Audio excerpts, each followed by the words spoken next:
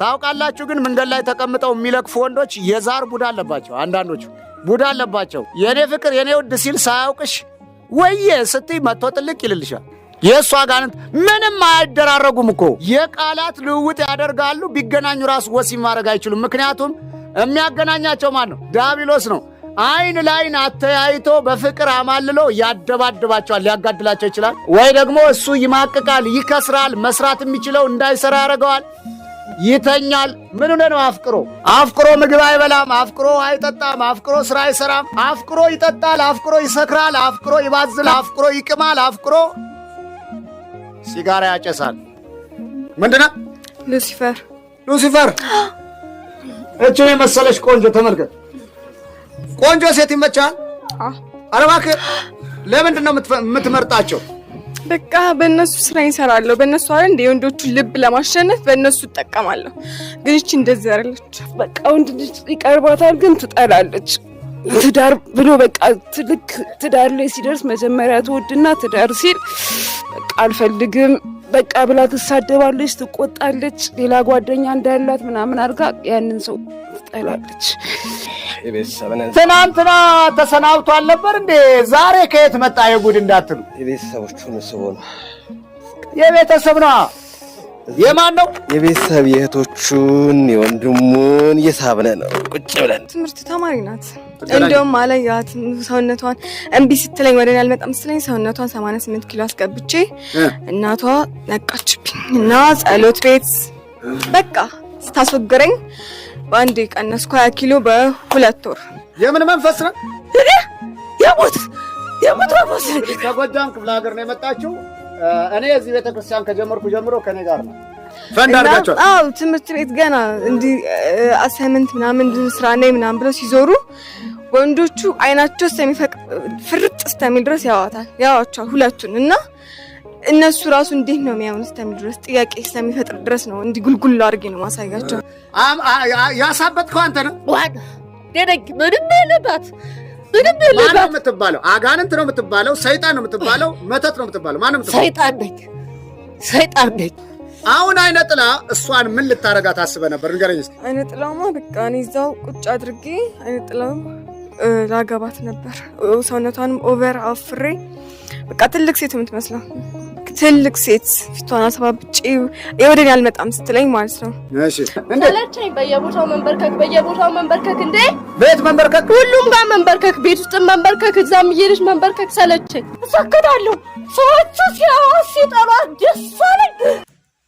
ካበጀሞታ ፊ ጃለተሞታ ማቲው ከን ዋቀዮን ከን ጃለተን ዋቀዮ እስኒን ከን ጃለቱ hordoftoonni chaanaalee keenya Dogumaa Tuubii akkasumas Waadaa Fannoo miidiyaa akkasumas Gamanaa miidiyaa hundumti keessan akkam jirtu akkam yoo nageessan akkamiin turtanii guyyaa har'aatiin kan nu ga'e waaqni keenya galanni ulfina teessoo isaa ari'ame irratti saafaa ta'u baga ayyaanota guyyaa har'aa kabajamee yaadatamee ooluutiin geessan baga wajjumaan oge mee guyyaa har'aa kana immoo barnoota keenya keessatti ayna xilaan maalidha? Yeroo baay'ee namoonni baay'een ani ayna xilaan qaba jedhamee natti himameera. Isheen ayna xilaa qabdi jedhameetu itti himame jedhanii yeroo garaa gaafa isaan haasa'an ni dhageenya.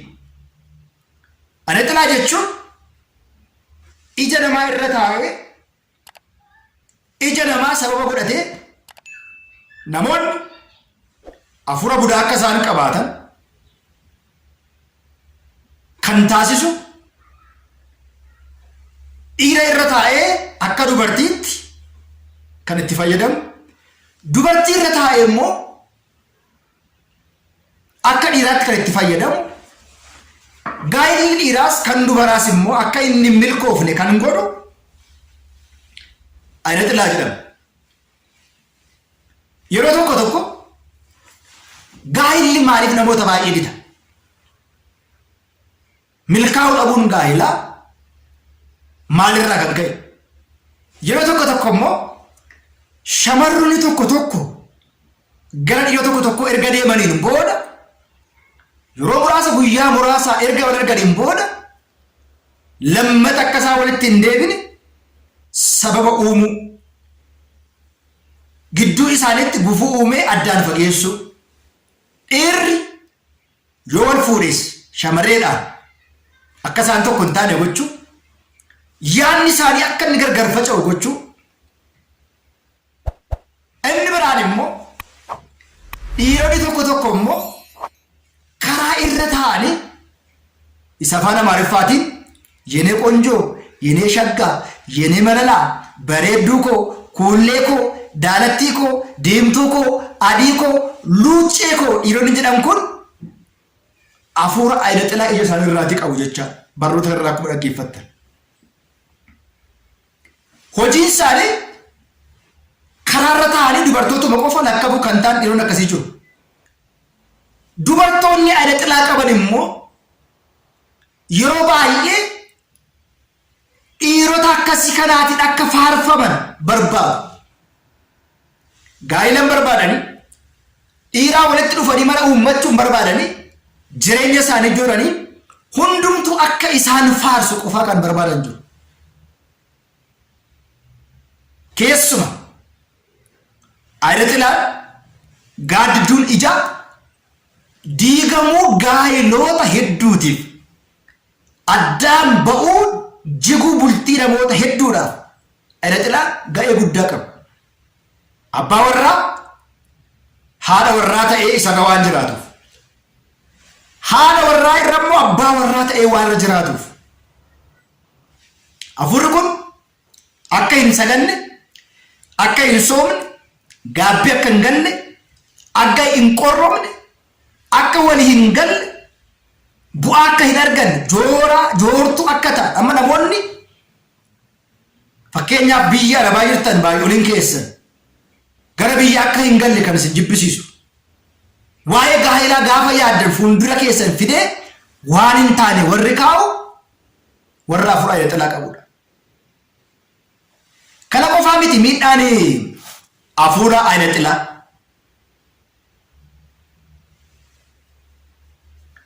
halkan namoonni akka isaan ofirratti fincaan illee gochuu danda'a.